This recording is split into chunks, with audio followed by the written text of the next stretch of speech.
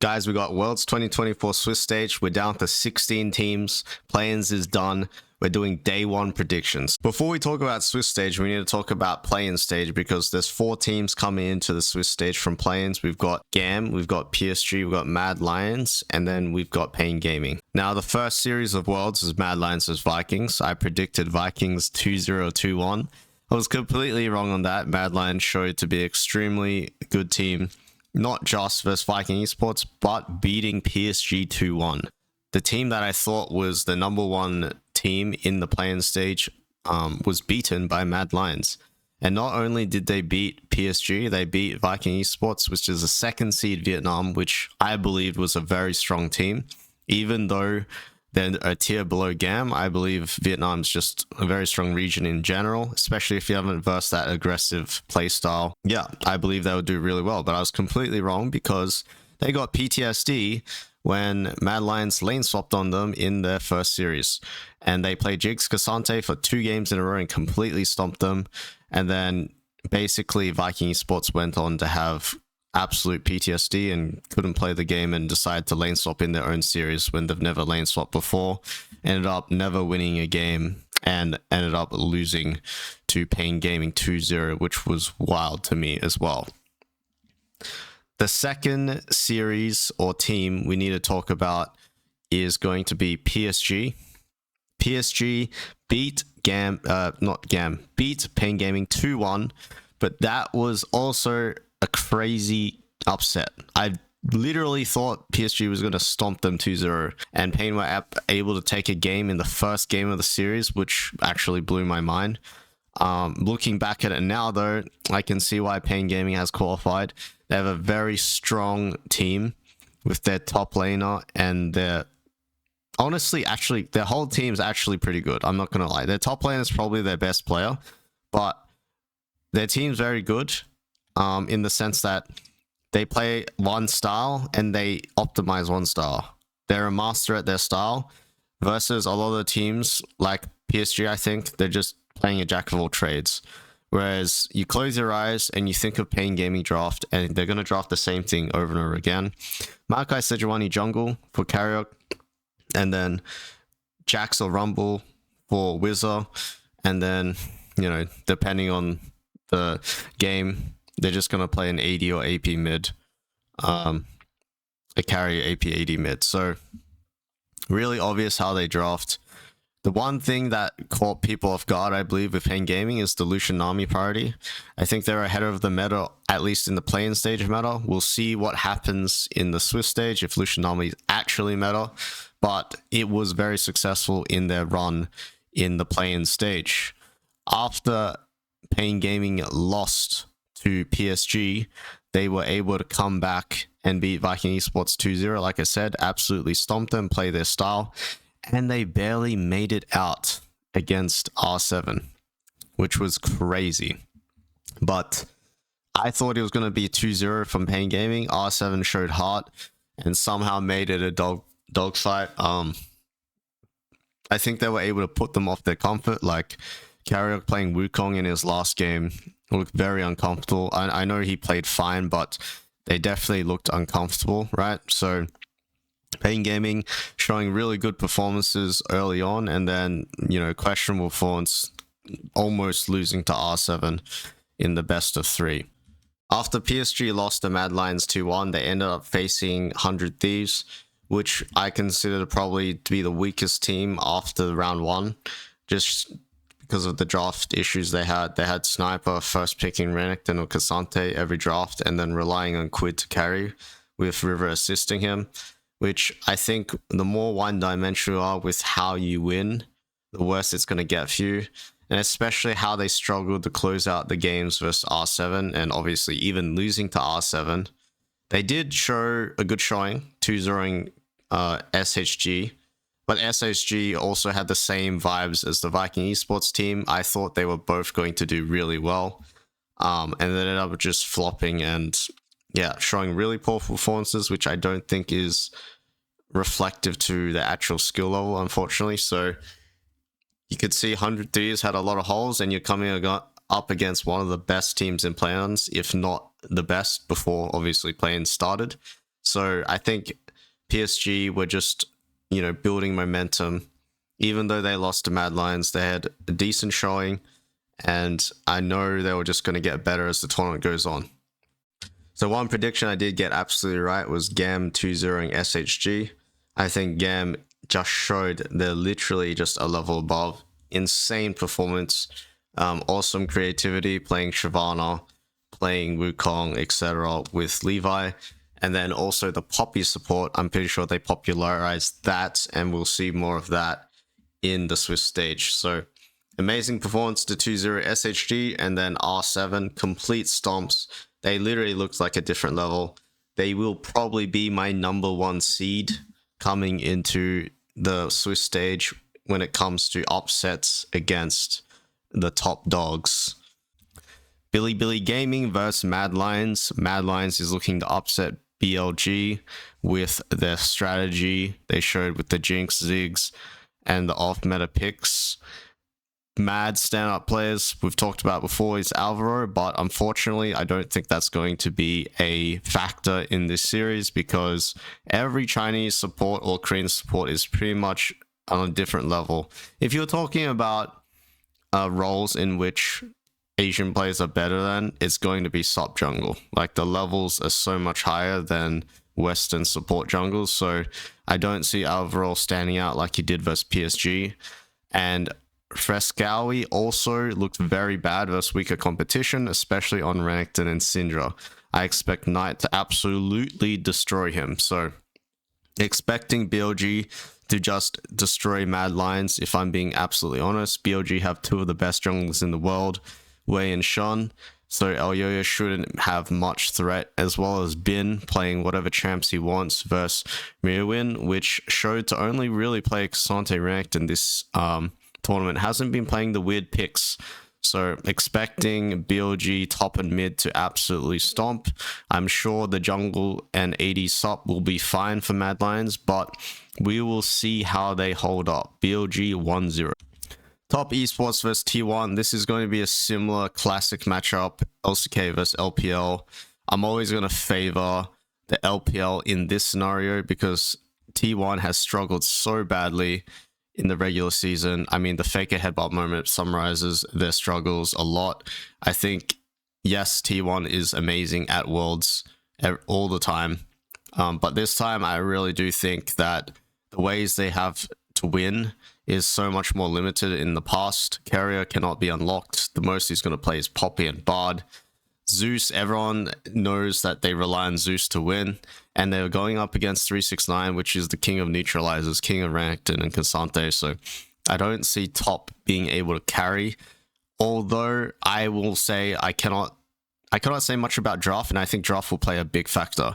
The reason I can't say anything about draft, if you study LPL, they just handshake draft. They have a meta read, and they say, hey, we're going to handshake the same champion identities, like AD, mid, AP jungle, and tank top. So all of LPL drafts were pretty much all the same for playoffs for all the top teams. So it's going to be hard to predict what they're going to draft, besides tank top and then Zeus trying to play a carry for the rest of the map. So I believe draft will play a huge factor in who wins this, but again, going to have to lean to top esports, but this one could go either way.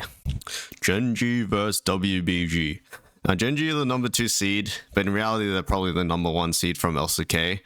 They had a 90% win rate versus HLE and dominated everyone in the regular season until the finals, in which they lost to HLE in a 5-game banger, which could have went either way. To be honest, I think GENG should have 3-1'd. Canyon did a really dumb mistake where he didn't defend the Nexus, and they probably could have ended it in a 3-1. So GENG is a strong favorites here to beat WBG. The reason why I'm going to say that it's not going to be guaranteed is because WBG are the last Chinese team to qualify to Worlds, beating Ruler and Kanavi team JDG in a 5-game banger as well, beating a really good team, although obviously JDG didn't have the best season. JDG is still JDG. It's just like how T1 at Worlds, even though they're the 4th seed, are still a really good team, and it doesn't mean they can't perform at Worlds. So this is going to really come down to draft, in my opinion, guys. But at an extremely high level, GENG should be favored. But since the meta is completely shifted, you can see in both the Asian regions, you're either playing full tank or you're playing AP jungle. But right now, bruiser junglers are coming in the mix. AP mid laners are coming in the mix. A lot of aggressive top laners coming in the mix, like Rumble, Cannon. So we will see how basically the soul lane and jungle adapt their champion pools to the new meta. But I think whoever has the better draft will win, even though GENG on paper should win.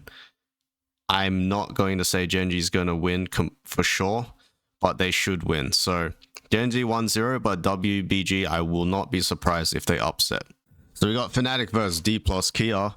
And the reason why I'm going to favor D plus Kia very heavily in this one is because we're almost seeing mirror matchups, but I just favor individual skill on down one side. So Showmaker and Lucid, if you guys didn't know, they cannot play the meta in the previous meta with Brand and, you know, Lilia, etc. They much prefer to play AP AD jungle. And right now, the meta is AP mid and AD jungle. So they won off meta when it was pretty bad to play LeBlanc, Ignite LeBlanc versus Corki. I don't know how they pulled it off, but they pulled it off. So the very fact that they played off meta and were able to beat T1 3-1 to make it to Worlds is actually very impressive. Now that they get to play the meta, I think they'll be a lot stronger. The reason why I say it as a mirror matchup before is because I know Humanoid can also play mages very well. Razork can also play AD junglers very well. Both Razork and Humanoid are good players, but if I were to compare them to Lucid Showmaker, I definitely have to go to Lucid Showmaker. So I think the mid jungle matchup is going to be really impactful in this best of one. I see top lane being the same, where both top laners can play tank and play carries, and they'll both do their job pretty well. Kingen, obviously, world champion. That doesn't really mean anything, right? It was ages ago, but just had to put it out there. He's probably going to do a lot better than Ascurin, to be honest.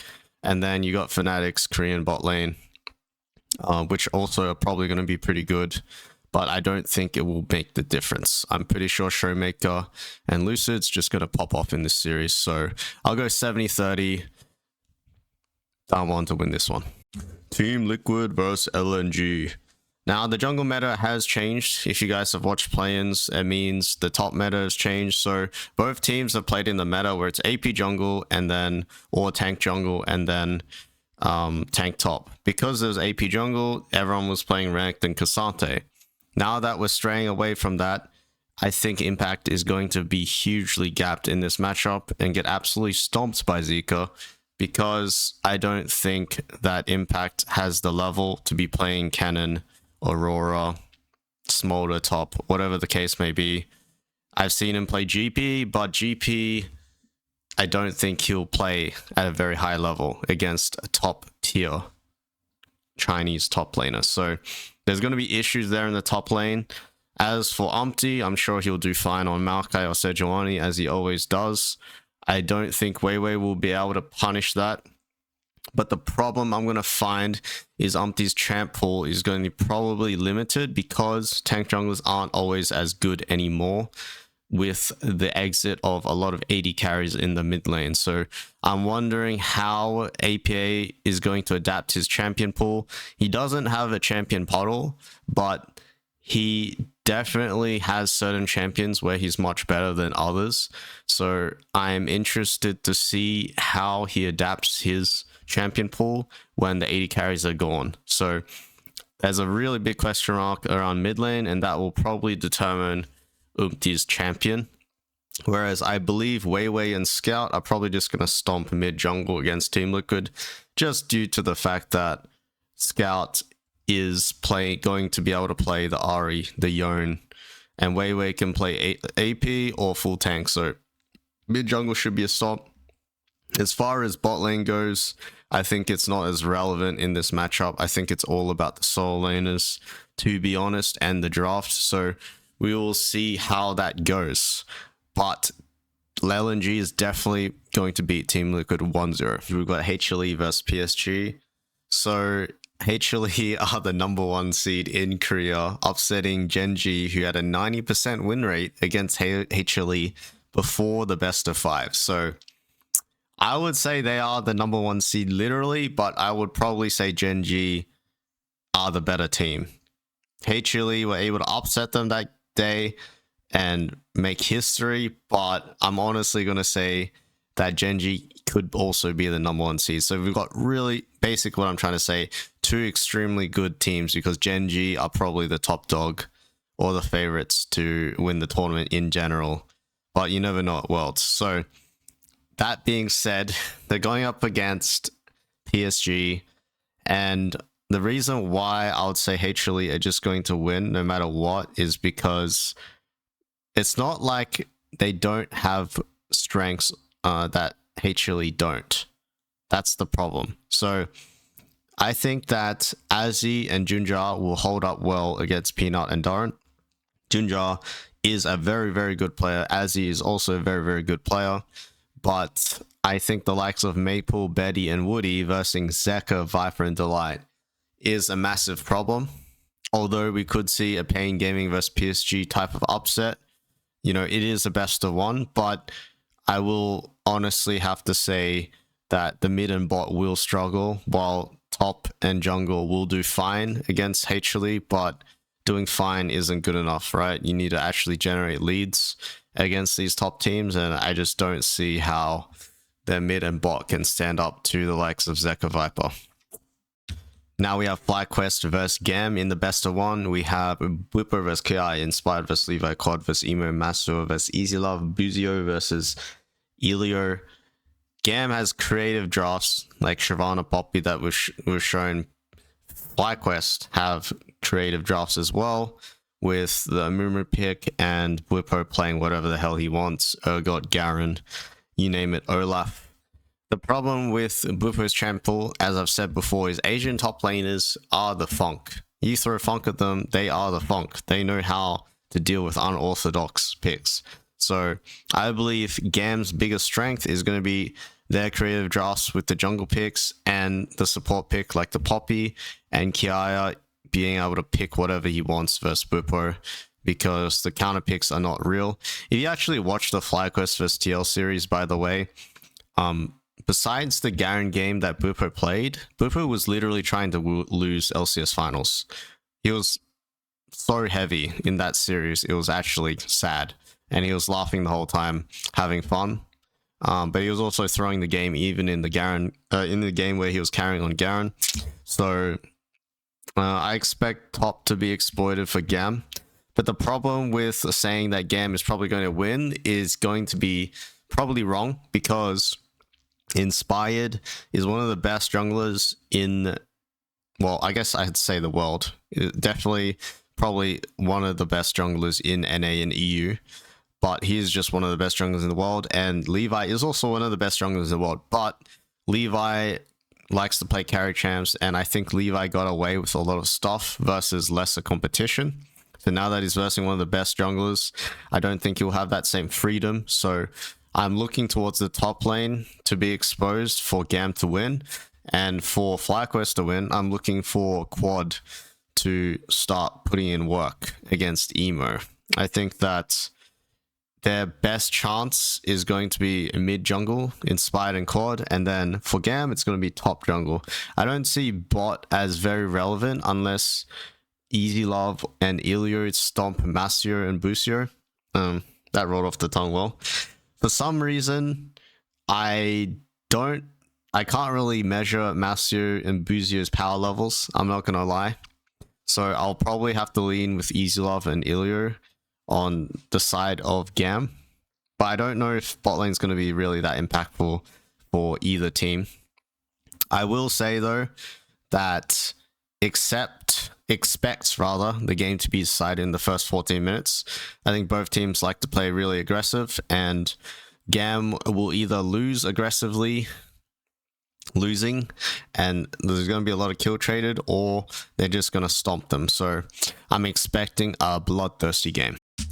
G2 versus Pain Gaming. Now, I doubted Pain Gaming in the past, and I'm going to doubt them again. All right, G2 are a completely different level, and Pain Gaming should get absolutely stomped. Why they're going to get stomped? Mainly because of the champion pool difference. You'll see Yike, Broken Blade, the whole roster, G2 roster, play multiple champions in multiple different roles. So, and at a high level, right? In the finals. So I expect them to do the same on the world stage, whereas Pain Gaming, as I've said before, they have a very limited champion pool of what they can play at a high level. They have a strong sense of their identity, but knowing G2 has tape on them and seeing what they play, I don't see how they can't prep and just easily beat them in this best of one. Another thing to note is Dinkudo got double CS'd in their last series versus the Keen R7 mid laner, which was quite bad, considering I think Caps would probably be much better than the R7 mid laner. He got fisted, he got double CS lead by LeBlanc vs Ari in your Game 3 qualifier, so I believe that Caps will be able to punish Dinkudo here. And then Yike, known for his wide champion pool as well, is going to punish Karyok playing only tanks, or they'll punish him in draft by forcing him on Wukong and Vi again, which he looks much weaker than. Or their team looks much weaker in general when he's not playing a tank. Wizza, however, is probably their best player and will definitely be stable against Broken Blade, so top will be completely fine. I think also bot could be fine as well, because Titan and Curie showed very strong performances, but I don't think that they will beat them necessarily with a Titan Curie. I think they'll actually just be able to go 45-55 or 50-50 with the likes of G2 top and bot lane. So I'm expecting a stomp from the mid jungle, and I believe G2 will just take that easily. Subscribe me.